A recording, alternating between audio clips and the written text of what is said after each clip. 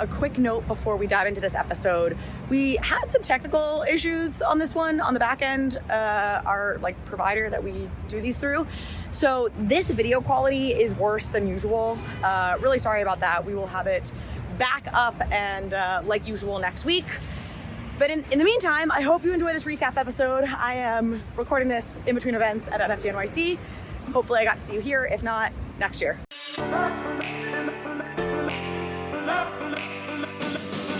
Hello everyone, GM. Welcome back to another episode of Overpriced JPEGs.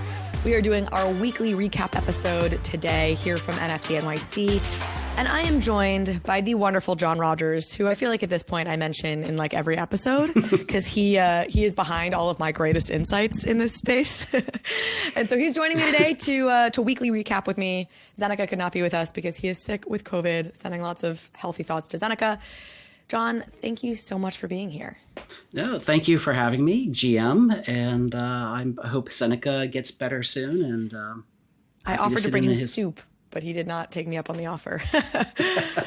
Okay, we are going to get into observations about NFT NYC, stuff going on with Yuga Labs, with Doodles, Ape Fest, everything that we're tracking this past week. But before we get into all of that, we do need to hear a word from our wonderful sponsors. If you're starting on your NFT journey, you need MetaMask. This is your tool to unlock the world of DeFi and NFTs without giving up custody over your private keys. MetaMask is both a secure in-browser wallet and also a secure bridge for your hardware wallet so that you can connect to any Web3 enabled website. You can now trade tokens with any DEX or aggregator. MetaMask Swap gathers real-time pricing information across the DeFi exchange ecosystem, allowing you to select your best price while getting all of the MetaMask benefits of self-custody, lower gas costs, and increased transaction success rates. MetaMask also has a fantastic mobile wallet, which I use while I'm out and about. And I use it to collect POAPs, NFTs, and use it for all my DeFi things while I'm away from home. If you haven't downloaded MetaMask, you gotta try it out. Download MetaMask for desktop and mobile at metamask.io, or load up your Ledger, Trezor, Keystone, or Lattice hardware wallets so that they too can get into Web3. It's increasingly obvious that everything will become tokenized, and NFT marketplaces needs robust financial reporting, performance analysis, and the peace of mind that they are compliance ready. GILDED's NFT Ops is a one-stop financial reporting solution for growing NFT platforms. GILDED has developed marketplace-specific modules to track the financial performance of NFT creators, including revenue tracking, collection metrics, royalty payments, and revenue share. Customers of NFT Ops gain full access to accounting tools and powerful APIs for custom integrations that simplify operations, streamline reporting, and produce tax-ready data. So no wonder why so many top brands like CoinMarketCap, Gitcoin, Nifty's, and POAP trust GILDED to automate complex reporting workflows. Visit gilded.finance/bankless to learn more. Let's just start. We'll get into NFT NYC in a minute, but just like macro, what's happening in the market? How are you feeling during the bear market, Jon? We haven't actually spoken on the podcast since everything went down. Yeah, you know, I appreciate that there's a lot of people hurting out there, and yeah. So I know it's a tough time for a lot of people. I'm actually if there's anything good to come out of this market, it's that it's a great time to build.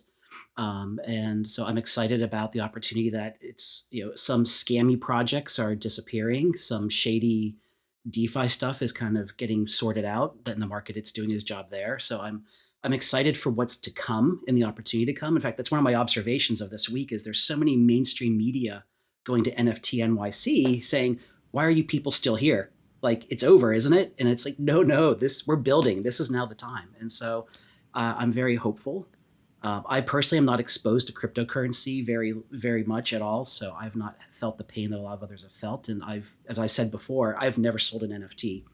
I don't even know how. I really don't. Whatever I buy, I hold for the long term. And I have never sold an NFT. So I'm, you know, anything that's in my collection that's gone down in value, I'm not realizing because I'm there for the long term. Are you buying anything? I am. I'm looking. I'm shopping. What are you shopping for? I'm shopping for a little noun right now. I'm excited by little nouns. I'm just waiting for the right one. You know, I'm waiting for the right one to come up in the auction, and whenever I see the right one, I lose the auction. So I either need to up my bids or just be patient. But there's a lot of them coming, so I'm not What's too worried exciting about to you about little nouns? You know, I'm interested in playing around with CC0 NFTs. I own a Bony, which I really love my Bony. That probably is going to come off very poorly. But I'm interested in playing. What you mean. Yeah, I'm interested in playing around with CC0 a little bit, and I like this idea that it's a very long-term project. Every 15 minutes ish, a new one is minted. And, so I'm excited about that. The other ones I'm shopping for are Aku. I want to get an Akutar. Maybe once I pay for some tuition bills later this summer, I'll be in the market for an Akutar and Deadfellas. I've talked about Deadfellas quite a bit, and probably time that I join the horde. Yeah, that's awesome. You and I both. Everyone who listens to this podcast with any regularity knows I'm a huge Aku fan, Akutar fan, Micah Johnson fan, all the rest of it. Well, very cool. I'm interested by the Little Nouns experiment too, and for folks who maybe haven't been following it, I'll give the very quick TLDR. You're probably familiar with nouns. Every day, a new generative piece goes up for auction, and that will be true in perpetuity. Every 10th noun goes to the founding team of Nouns, but Nouns is a CC0 project, and all of the proceeds from the Nouns sales goes into a treasury.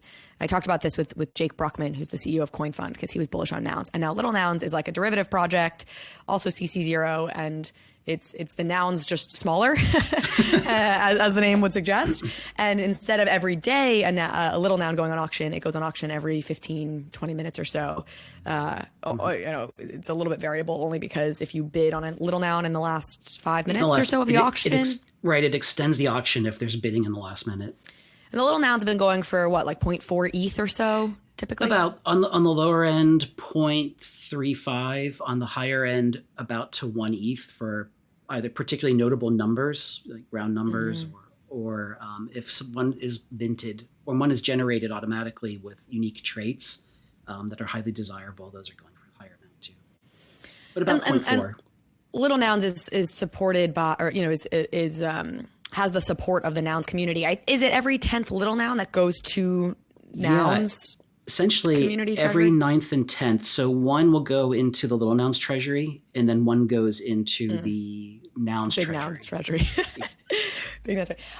I think it's such an interesting experiment in like human coordination and treasury coordination. I'm a little bit skeptical, especially on the Little Nouns front, just because of the supply that'll be created in this over time. It's just hard to imagine how it maintains value, but I think about it more in the long term. Let's fast forward 7 years from now, and let's assume what we all hope happens, which is this billion wallets on the horizon, that there's just a huge growth in NFT use and fanship. The number that's being minted won't be that large in that context. In fact, a couple of things we can talk about today are 2 different announcements about, quote, millions of NFTs for minting, one from the Doodles team and one from the Hypermint team. And if we get to that world where we're minting collections in the millions, 10,000 little nouns is not going to be anything. So that's why I'm in for the long term. I'm going to get 1. I'm not going to get 5. And I'm going to just be a part of the community and see how it goes. And I think that's smart. I think tracking that community is smart. The challenge is, since it does go on for forever, there's never like real pressure on the secondary, it would feel like, because folks can obviously always buy in anew if they so chose, right? The supply is infinite from that perspective. But I get earlier numbers are more prestigious, or there's certain traits that people want that come earlier. And, I get that you can game it out that way. And of course, this is all coming at it from just like a purely like market perspective of like, is it going to go up in value? I have been very impressed, I will say, by how incredibly well the Nouns auctions have held up in terms of, still I look and they go for 60, 70 ETH a day. Even higher, yeah. Yeah. It's amazing. Maybe it's higher now. I think at one point, sort of at the lowest point of the market, I was looking at them and they were like 60, 70 ETH. And I was like, gosh, that is amazing. So yeah, it's beyond the reach of my wallet, but and that's one of the things I guess with Little Nouns. It's a way to participate with nouns in an authorized, collaborative way without having to open up a wallet with 80 ETH to buy one. Mm-hmm.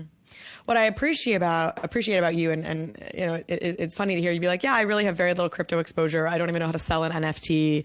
And yet you're somebody who I think is one of the savviest people in the space. Like, you are tracking everything that's going on. You're sending me articles all the time about what's happening. So you're this very interesting, I feel like, unicorn in the space, which is you bring a really sharp, smart, like critical insight to it without really being like your normal DGen, which is perhaps how we get along. Neither of us are like your entirely typical DGens, really. I look at, we've got multiple communities within the NFT community. And one of them is coming more from the cryptocurrency world. They're probably the really DGen OG crowd and for them, a lot of NFTs are really about the value and the value accrual. It's an investment, in some ways acting as a security. And there's this crowd that I think I'm more a part of, which we're coming in later. We're still early adopters, so it's weird to say later, but coming in at this point, and it's more about the art and the storytelling. And I'm not looking at it, and a lot of people like me are probably not looking at it as it's a financial security as an investment. Yes, we'd like to see whatever we buy go up in value, but it doesn't mean that that's the first and primary consideration. Mm-hmm. And I think the more mainstream buyers coming in, like call it the masses, when they start coming in, they're going to be more probably in my camp in background than they are from the financial side of things. Absolutely. I interviewed Robbie Ferguson yesterday, who's the CEO of Immutable X, co-founder of Immutable X. And we were chatting, and one of the things that I said is like, I do look forward to the era of NFTs, and this will be the mainstream era, I believe, where their first and foremost point is not necessarily to make you rich. That like you buy them because you want access to a certain thing, and maybe they subsidize the experience for that because you do own an asset that maybe has some value, but it may not even be value that's higher than the price you paid for it. It's more just subsidizing your membership to a group, or subsidizing your ability to watch a piece of content or play a particular game. And I think that's we'll end up having that mental shift from these are speculative assets that I should make a lot of money on. And maybe that some version of that will always exist, but really these are things that are getting me access that I want. And an added benefit is that I get to own a digital work that I could sell and subsidize whatever experience I got. Yeah. TOOLKIT, what's Gary Vaynerchuk's restaurant that's opening? Flyfish Club. Flyfish Club. Yeah. So token gated access to experiences like clubs or. Absolutely. Yeah, I had I know we will move on in the agenda, but it's the last week of school here in Oregon, which is why I'm not in New York, because I can't. My daughter's young enough that she would still never forgive me if I left her the last week of school. Oh. But someday, a few years from now, she'll want me to get the hell out of town, in which case I'll start the NFT. See. But so we had a parents' kind of dinner at one of the houses after the last day, and one of the parents works in probably the boringest industry you can possibly imagine. But they're beginning to look at insurance. I don't want to give it up because I might actually be partnering with them. And this was the point of this industry, is looking at how can they use NFTs as part of business operations. This isn't about selling to the public, but about how do they transfer and coordinate the movement of goods and information using NFTs.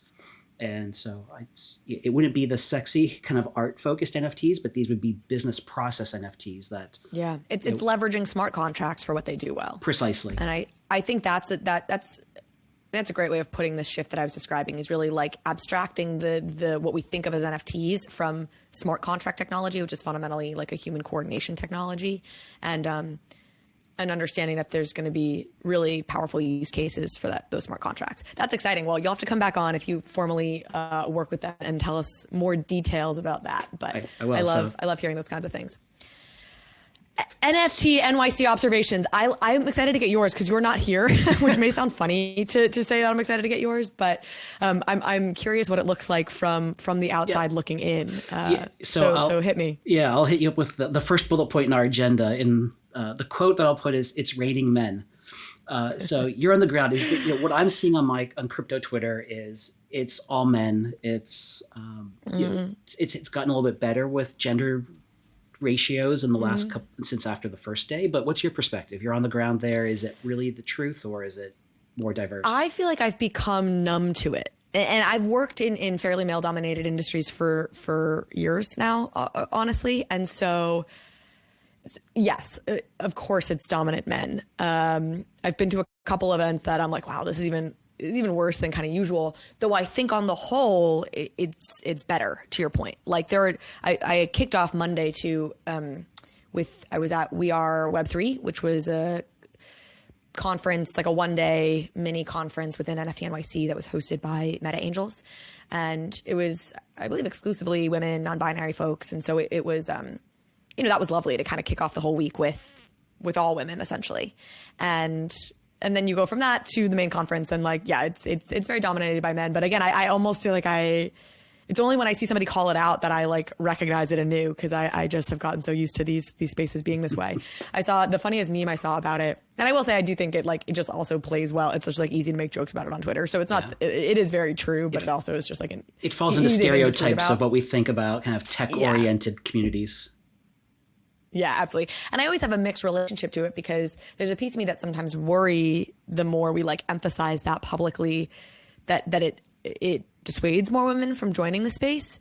So like anytime these kinds of conversations come up, I always like to emphasize, like, I've had a lovely experience in this space, and have felt really like welcome and a part of things, being a woman. So it's maybe silly to say it on this podcast, because if a woman is listening to this podcast, they're probably already in this space. But I like to signal that to people, because I don't want women to be like, hear all the jokes about how it's all men and be like, well, then I'm not going to join. It's like, no, come in. The water's lovely. But my favorite meme about this all was, those like CAPTCHA things where it's like click all the boxes. I saw that. I did. Yep. Like fire trucks in it. There was one that was like click all the boxes with women in it. If none, click skip or whatever. And it was just a picture of an NFT NYC event. There were no women, and it was quite funny. I saw that. I think someone should make a T-shirt of that. Yeah. Again, not the signal I want to send to the rest of the world, but it's hilarious. Well, it's good to hear. And I do think there's a greater theme of we need to keep pushing for gender and racial diversity in the community. It's only going to help and grow, make us stronger. 100%. And like what I love, like these jokes are calling it out, because I think most people in this space, or maybe I just have tunnel vision and I only talk to the people who I think are reasonable, who all agree with this, is like agree, and I don't feel like there's actually that much pushback to that. And it's, I don't know, I'm sure in dark corners of Twitter there are, but I ignore those corners. Well, the next thing I heard a lot about on my crypto Twitter feed from remote cross country is anyone going to the conference, or are they just going to parties? I literally don't think so. I know so many people who canceled their speeches at the conference. And,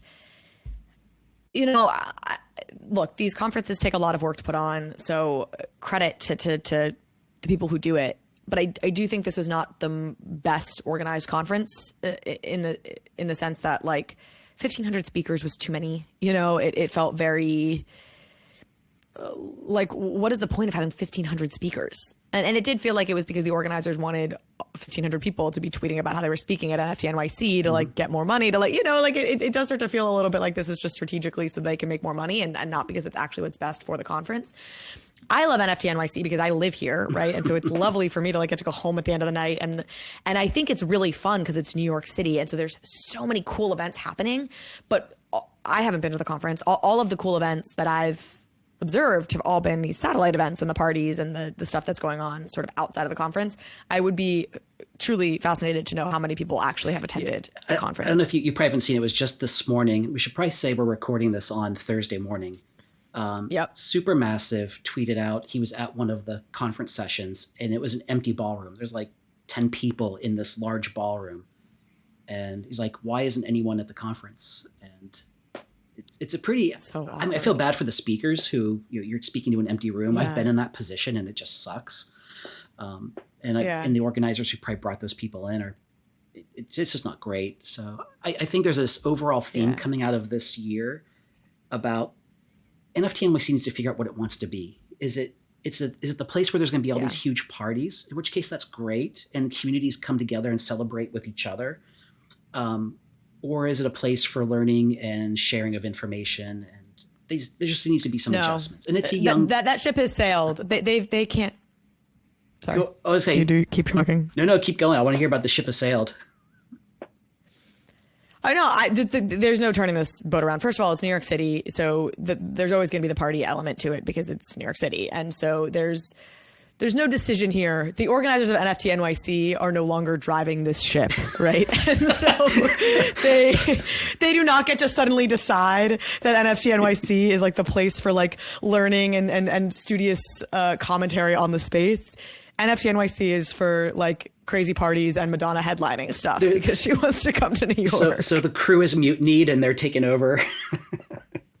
That's correct. New York has done what New York does and just says like, we're New York City, baby, the city that never sleeps. And that's what this conference is.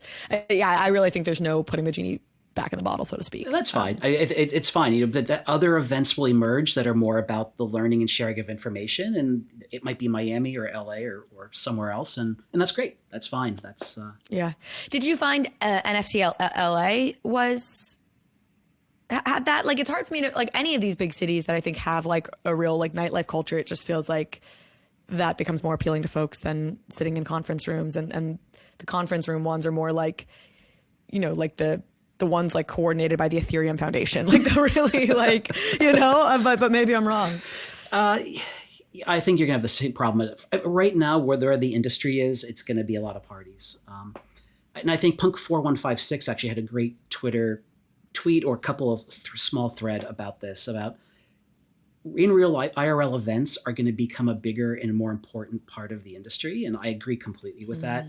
I just think you're going to find what are the segments that each of these events specializes in. And we don't have to have, let's say you're an big NFT project. You don't have to go to every event and have a party at every event. And I think there's an opportunity for, all right, we're going to go to New York and we're going to have our party, and our community will know that that's where we have our big party. But we're going to go to South by Southwest, and we're going to have a brand activation that's more about an experience than a party. And that's where we do that. And I think that's how it's going to evolve. And I think there's that makes sense. Consensus, I thought, did a really fantastic job of striking a balance. Consensus in Austin, which I was recently at. Like, I felt like people actually attended those panels, and permissionless folks really attended panels. Permissionless was absolutely like a learning one, in addition to, of course, parties and fun. But that's more DeFi. It's not so much NFTs, metaverse stuff, though there was some of that. But yeah, Consensus, I thought, did a good job and really had some people showed up for the conference side of things. Yeah. The other thing, kind of moving on, the other thing that I got out of my feed and kind of my network of friends and contacts was, and this is, I think, really interesting about the space, is that just about every Hollywood studio, streamer, and broadcaster has reps on the ground in LA, in New York. They're certainly in LA, but they're on the ground in New York. They're stealthily going around, going to the parties, hopefully the conference too. And they're beginning to take this much more seriously, to the point that they're sending development folks. And so the word I heard from my network was it was like a reunion of an LA development meeting, that you're at an event and all of a sudden there's the guy from Disney and there's the guy from Warner Brothers is over there, and there's the woman from Universal. So what are they looking for, in your opinion? I think they're looking for a couple things. First of all, just knowledge about the space. What is the community? What is this emerging world of potential storytelling coming out of NFTs and in Web3? I also think they're looking for contacts of good, who are the right people to talk to, who are the right people, who are the wrong people to avoid. So just trying to find contacts too. And do you think they're keeping their eye on different intellectual properties? Absolutely. And yeah, absolutely. Like, should we partner with these and create stories out of these? Wow. One thing, and I guess we should flag, Jon was the head of franchise for Disney for many years and worked at Lucasfilms. And if you haven't heard my previous episodes with him, you should go check them out, and you can get a better sense of his background. So he knows this world very, very well. One thing that I've heard now a number of times from various project founders, Women and Weapons, we talked about this at Consensus when I interviewed them, like Micah Johnson in many ways said this with Aku, and he does have a movie in development. But these NFT projects, these big ones, seem to be able to get meetings with any of these studios and senior people. But where things start to fall apart is when they say, yeah, like 800 unique holders. They go through the spiel. They're like, we've made this much money. We have 100,000 followers across our socials. And the execs are like excited. And then they're like, cool, like how many people hold your NFT? And it's like 5,000. And that's on the high end, And these development folks are like, womp womp. Is that check out for you? Yeah, I can understand where that's coming from. What they're going to be looking for, if they're going to acquire the rights to Project X to make it into a potential movie or streaming series, is that they want to see a built-in fan base.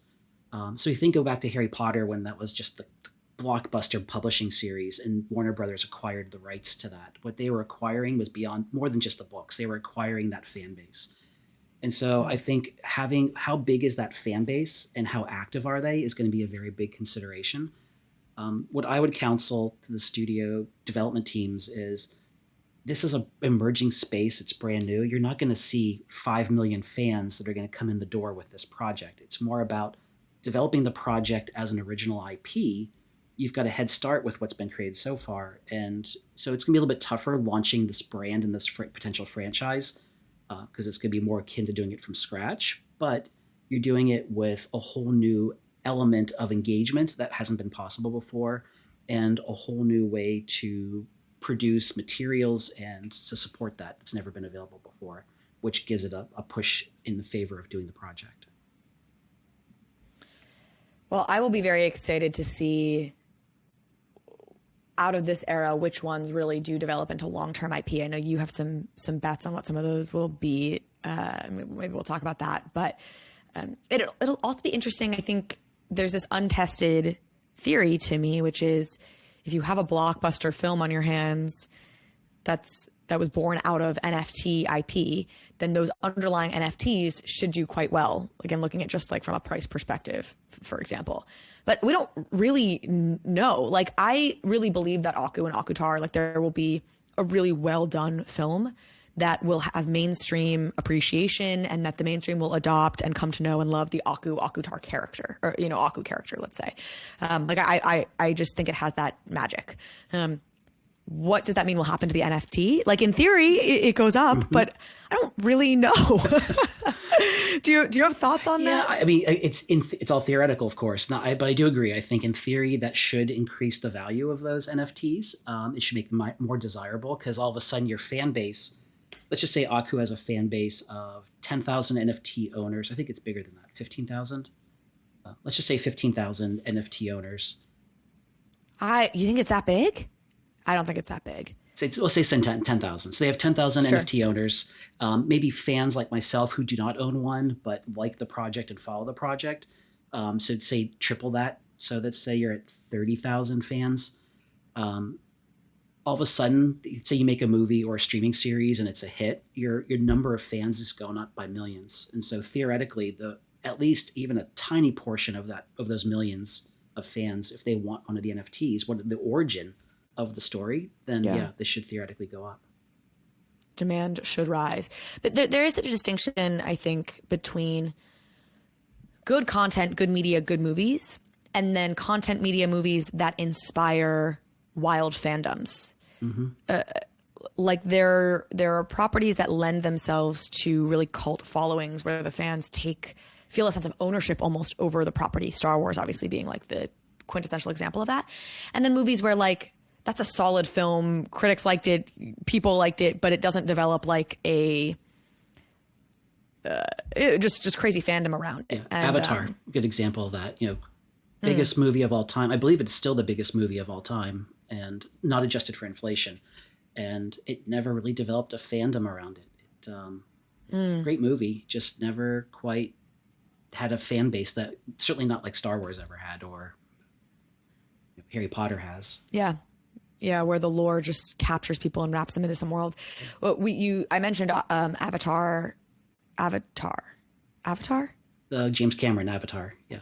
Yes. Wow. I think because Avatar also then is like your avatar can be your profile picture, and we're talking about Akutars, and I just had one of those moments. Again, I've been drinking all week where I'm like, is Avatar the name of the movie that you just mentioned? Yes, of course. Blue characters in Avatar. I mentioned it a couple weeks ago, I think when I was speaking to Zeneca, because you had mentioned that as like being an example of something you see, you're worried is happening in the NFT space today. Is Avatar came out, it was a 3D movie. It did incredibly well because it was shot for 3D. It was like made for this. And then Hollywood was like, all right, we're going to try and capitalize on this 3D movement, make a ton of 3D movies, but not shoot them for 3D. So they're going to be kind of like crappy knockoff 3D movies. And then you burn the audience off of 3D, where they're like, well, then their impression for 3D starts to be that it's kind of a negative experience because they didn't actually do it well or invest the proper resources in it. And that you see Hollywood doing something similar with NFTs by doing these like cheap partnerships where they like just offer a cheap NFT for some movie property. Yeah, I'll riff on that for a second. So the analogy here is that to do a 3D movie, there are two methods. There's the shoot it in 3D, release it in 3D. That's like Avatar was done. It's expensive. It's a little bit more complicated when you're actually in the production process. It uses processes in post-production that aren't quite the standards or the norms, so it's harder to do. But the consumer experience, the audience experience is better. The other way to do it is just to post-convert it. So you have someone sitting and essentially pulling elements out in post that make them 3D. And you're charging a premium for the experience. And what happened was they burned the audience. They charged premium prices for a lesser product, and the audience rejected it. And there were people like Katzenberg in the industry screaming bloody murder, like, stop doing this. You're killing this golden goose. Why are you doing this? And sure enough, 2-3 years later, 3D was all effectively dead. So what's happening in the NFT space, my worry is that we're seeing some projects, and these are more the studio projects, licensed NFT collections, that you launch one, it didn't work. And rather than adjusting and learning and reconfiguring to try to figure out what went wrong, the next one comes along. And the approach with licensing is, all right, it's a t-shirt. We're going to have a t-shirt brand this year, and we'll do it again next year. And in NFTs, it's even if NFT licensing, it's not that. You can't just bring brand X back next year as a new NFT drop because it failed this year. Like, you've burned that brand for a number of years. And that's what I see happening with some of these licensed properties, is that they're not just taking a pause and reconfiguring and learning from the mistakes. It's just repeating what had been done before. And my worry is the burning consumers, because these are bringing in new wallets, and these are new consumers in our space, people that we want. And my worry is that they're going to burn these wallets. These people are going to have a bad experience. They're going to walk away and say that was a ripoff, and we're not going to get them back. Is the answer for these brands to just wait a little bit until this space has played out a bit more? They have themselves a better understanding of what they could be doing here, what this really looks like, how this could be a multi-medium. Yeah, I had a type play. I had a call last week with the quote head of metaverse for one of the big 5 studios in LA, and one of the studios that I think is guilty of this process. And my advice was, take a pause.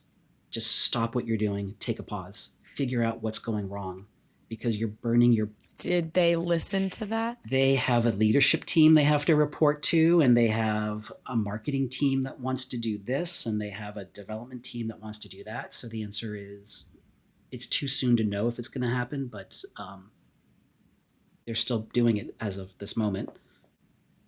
Well, thanks for doing the good work. Trying to make it better. I will say, I want these to succeed. We need these to succeed. These are new. A lot of these are new consumers. We want them in the space, and we need these projects to work.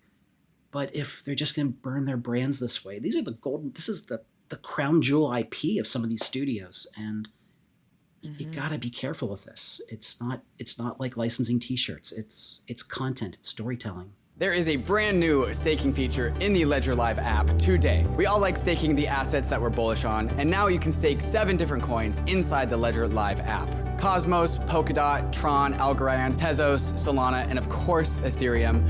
With Ledger Live, you can take money from your bank account, buy your most bullish crypto asset, and stake that asset to its network, all inside the Ledger Live app. Through a partnership with Figment, Ledger also lets you choose which validator you want to stake your assets with. And Ledger is running its own validating nodes, offering a convenient way to participate in network validation, and it even comes with slashing insurance. Ledger Live is truly becoming the battle station for the bankless world, so go download Ledger Live. If you have a Ledger already, you probably already have it, and get started securely staking your crypto assets.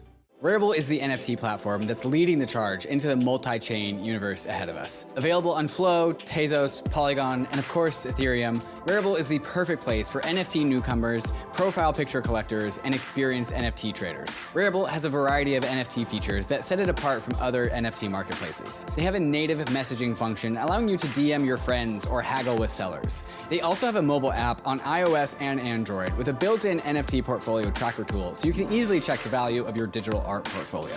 RARIBLE is built on the RARIBLE protocol, a multi-purpose, open source, and community-governed NFT protocol that helps build products and services across the NFT ecosystem, including white label marketplaces tailored to specific NFT communities. So go to rarible.com and start discovering and trading NFTs, putting in floor bids to join PFP communities, and DM with some brand new internet friends. Well, this maybe segues us into, in certain ways, I'll make the connection to the CryptoPunks news and Noah Davis moving from Christies, who folks may know him from Christies, and to becoming the brand lead for CryptoPunks. And something you highlighted to me is both Noah and then also whoever it was from Yuga Labs, Garga, I guess, who tweeted something and basically said, like, hey, we're not going to ruin CryptoPunks. We understand its cultural significance. We're not going to do like basically like shitty licensed lunchbox kind of deals. Yep. Now this is a little bit different because they're this is licensing going the other way. This is starting with an NFT and not like licensing it to like a lunchbox company versus starting with a Web 2 property and licensing it into NFTs. But touching on a very similar premise of like treating these properties seriously and not doing like cheap Happy Meal-esque deals, as to borrow a phrase that I've heard you use before. So talk a little bit about your reaction to this news about Noah and I think and CryptoPunks. Yes, first of all, bringing in a full-time brand lead on Punks I think is a great move. Punks now, you could argue whether Punks ever should have been sold from Matt and Jon at Larva Labs to Yuga. I know there's some people who have mixed opinions of that, but they're at Yuga now, and I think being part of Yuga, they should have a brand lead that really is looking out for the Punks. Punks are different than apes, right? Punks are different than Meebits. They need a brand lead that respects and understands the unique community, culture, and characteristics of that brand. So that's a great move. I applaud them for that move.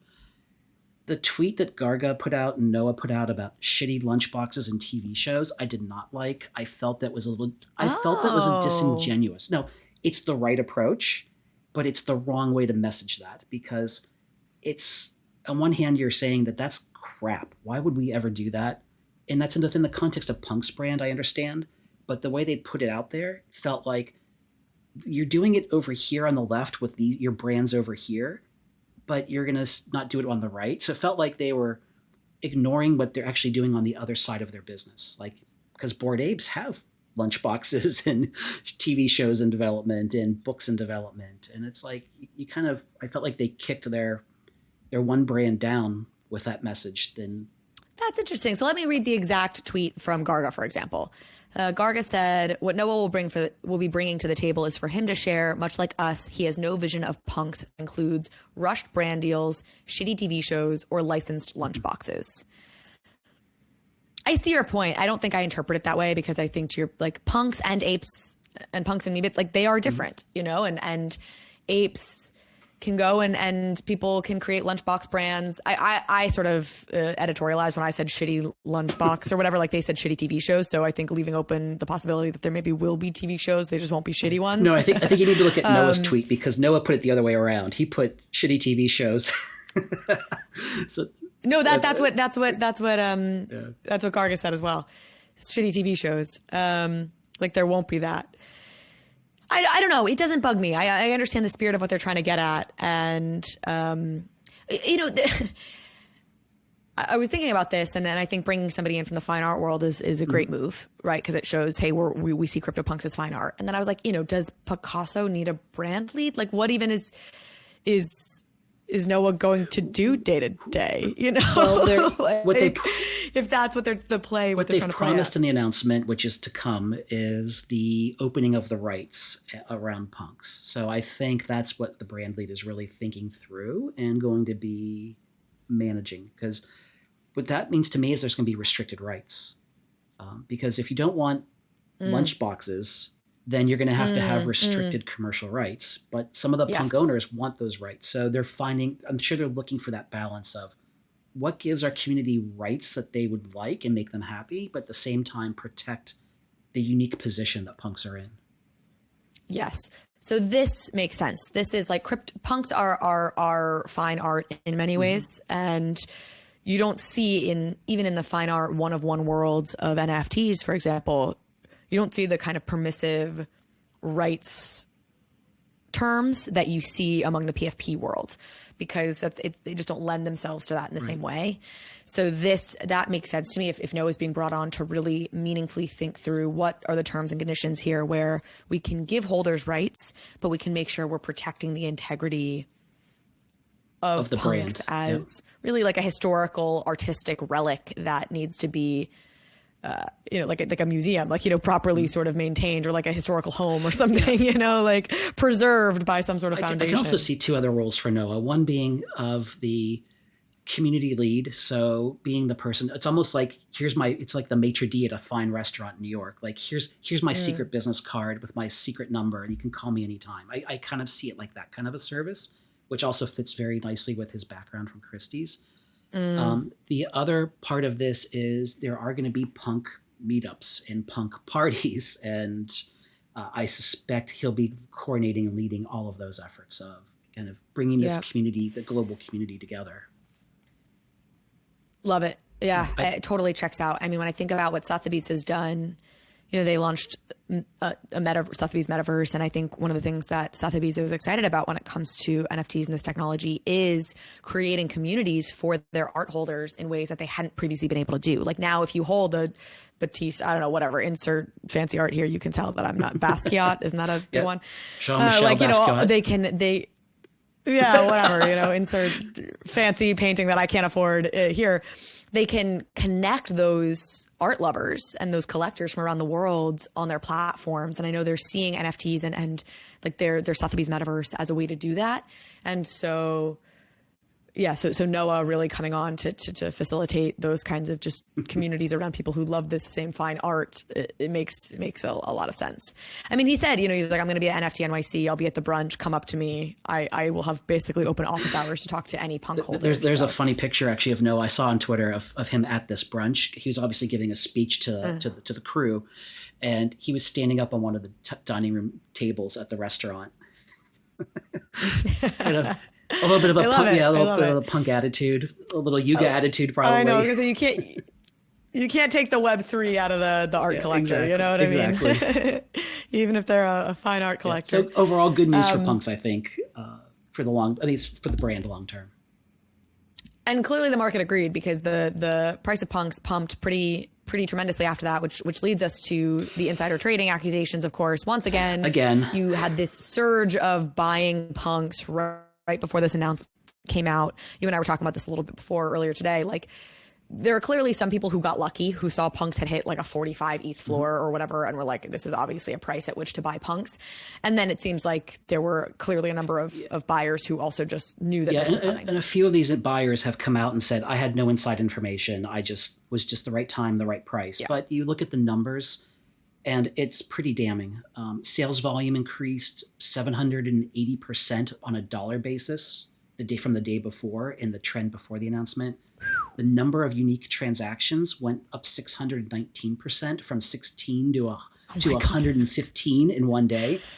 And the number of unique buyers went up from 16 to 72 in one day. So clearly there was... People clearly knew it was coming. It's not illegal. It is shady as hell. It is not the kind of presence that Yuga wants out there. And the fact it's happened twice... Actually, I looked at my notes. The last time I was on your show, on your podcast, was on the previous insider trading scandal from Yuga. So I seem to be coming on whenever there's an insider trading scandal at Yuga. But there's clearly a fire here, right? There's smoke, there's fire. There is just a raging out of control problem, and Yuga has to get on top of it. Like, I won't, even though it's outside of my wallet right now, if I was in that category of buyer, I wouldn't touch anything Yuga does with a 10-foot pole until they get control of this. It's out of control. It's unacceptable. I feel quite strongly about that. And it should be a really easy, I can see, and it's an easy solve, right? Like, it's like, hey, Noah, here's an NDA. Hey, anybody who works at Yuga, anybody who touches this deal, here's a thing you sign that, like, you can't tell people this. Like, this is not a hard problem to get a frickin' hold of, right? Another thing that comes around is when this happens is there's a thing called the public ledger. This is on a public ledger. Yeah. You might have all know. You might have an anonymous wallet today, but there are people who are tracking that wallet and they will see when it moves, and they will eventually, might be a few years, but it will get tracked back to a person. It's not the reputation you want to have. It's not a way for Yuga to build what is probably the premier brand in the space right now. It's shitty. It's just shitty, and it needs to stop.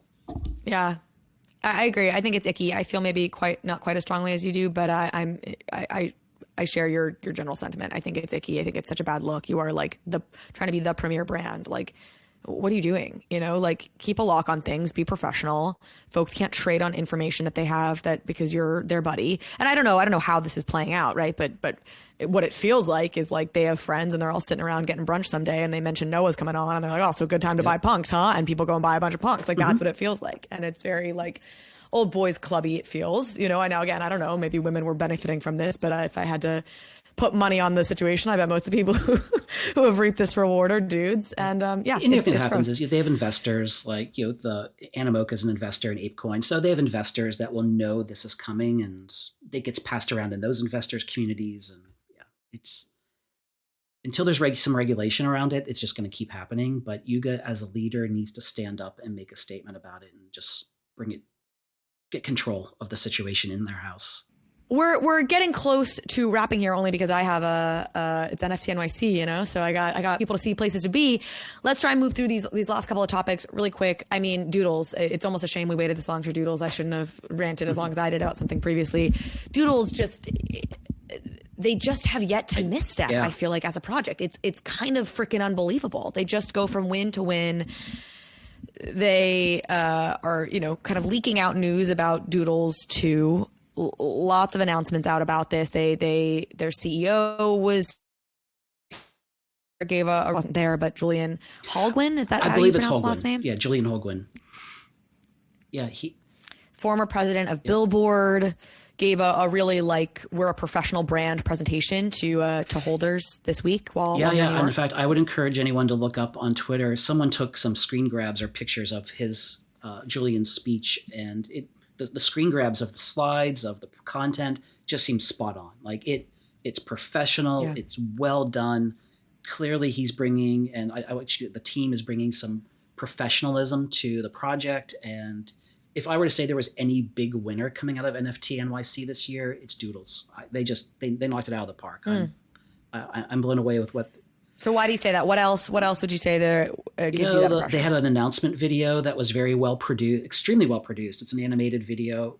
We'll link to all these things, by the way, the video, the tweet that he referenced earlier with images of the presentation. Their presentation, what they announced, which is Doodles 2, which is the next, I guess, call it a next new collection around the Doodles brand. So they announced that. They announced a partnership with Pharrell to become the chief brand officer of the Doodles, which is amazing. That feels huge. Pharrell is one of those, I mean, again, talk about knocking it out of the park. I think Pharrell, and I don't know what chief brand officer looks like for Doodles, but Pharrell sits in that amazing category of somebody who is obviously culturally feels like he's in the pocket of culture and can drive culture in amazing ways, and clearly has a track record of driving culture, and is business savvy and smart, and just like, and feels like he fits the Doodles brand for some really reason. Does. You know, like this whole thing just feels totally right. It's how I thought about Kith and the Invisible Friends partnership, which I've talked about on this show. That I really like that just fit to me for some reason. This just fits. Again, I'm not a Doodles holder, so I just like pump the Doodles bag on this I'm not a holder because I really just think they do it so fucking well. I'm not a holder either. They're one of the only projects I would say that's about this too, by the way. Like Yuga, I guess we haven't, did we talk about Yuga this? I guess we talked about the punk stuff, but you know, Yuga, a lot of respect for it, but I think they've lucked into more things than, I think they get credit for things that they've kind of lucked into. And Doodles for me feels like, I feel like they're building it. There's drivers at the helm of that thing who are so freaking savvy. And this gets to maybe our slightly more like traditional leanings, which is, I think, Doodles, there's a lot of these projects, and part of the luck thing maybe feels like that are maybe a little bit too degen in their leanings. And so it's hard to see how that translates to a 10-year, 20-year, 30-year, like multi-generational brand that survives. Some of this stuff, some of the CCO you and I feel this way about, or things where you're like, without like a really central visionary leaders driving things forward and making sure that there's a lid kept on things. Like, some of these brands feel like they could kind of get out of control. And Doodles just feels like they strike this really right balance of being so community oriented, but having leaders who are driving a vision and maintaining real, in a good way, control of the brand. In fact, on that Twitter thread that had some of the slides that were someone captured from the presentation, there's a slide about their intent to grow the brand with content and storytelling. And I suggest people look that slide up because it tells you that there's a plan in place. I think there's probably more announcements to come with creative partnerships. So I think that's kind of something we'll hear later in the year. The other thing is that with Doodles too, they mentioned millions, quote, millions of NFTs. And I don't know what the details are. I'm really curious to learn more about, are they going to build like a layer 2? They're certainly not going to do that on Ethereum on layer 1.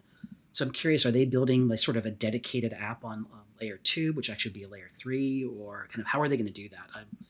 And millions has me wondering what they have up their sleeves. Like millions of Doodle NFTs is going to be interesting what those use cases are going to be. Yeah, the millions of NFTs comment, I think, really is speaks to what we were getting at earlier, right? Which is that these projects who have had these conversations and are thinking really strategically are aware that they need to massively grow their engaged audience to really build what they want to build. This is what I'm hearing from Women in Weapons. Poopy really alluded to it when I interviewed him.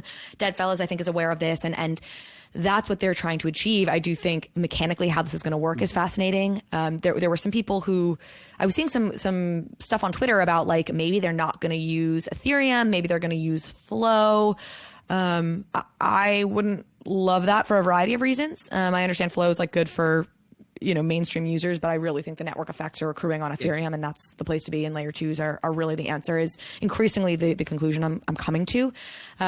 Jordan seemed to say in a Twitter space, Jordan Castro Poopy was like, I strongly prefer the settlement layer to be Ethereum. So I think he's aware. I mean, Jordan was pretty involved in CryptoKitties and Dapper Labs. Right. He worked for Dapper Labs, and that, of course, built Flow. So they have relationships there, but I do think Jordan is really savvy about this stuff and seems to want to stay on Ethereum. So that does seem to suggest a layer 2 or even a layer 3, which folks may not be fully aware of what's happening on that side. But you can listen to my conversation with Robbie Ferguson. That'll be coming out because we talk about layer 3s. Yeah, I'm a big believer in layer 3s, by the way. I think that's the way forward. I agree. It's the modular blockchain concept of just we can like sharding and just layers create this dynamism for these decentralized, for an Ethereum, because the decentralization is, I think, a big piece of this working. I'm rushing here at the end because it turns out, am blowing off a meeting that I did not realize I was supposed to be in at the moment. And we have more, Jon, you and I, that we want to talk about. So I think we probably do a 2-parter for this episode, and we wrap right now so that I can go manage my currently entirely mismanaged life. NFT NYC, you have kicked my butt. I am dropping balls, and I hate to do that. But we will be back to talk about Hypermint and some of these other, a little bit more into some Yuga stuff we didn't get to. And otherwise, I hope folks are having a great week. If you're here at NFT NYC, I hope you've been having a great time. And Jon, thank you. You're welcome. So much. Thanks for having me. And I'm looking forward to part 2.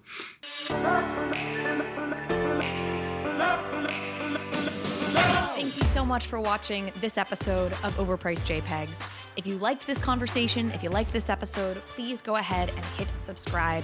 It helps me out, it helps the show out, and it means you will get alerts and updates when we post new content. Thanks again.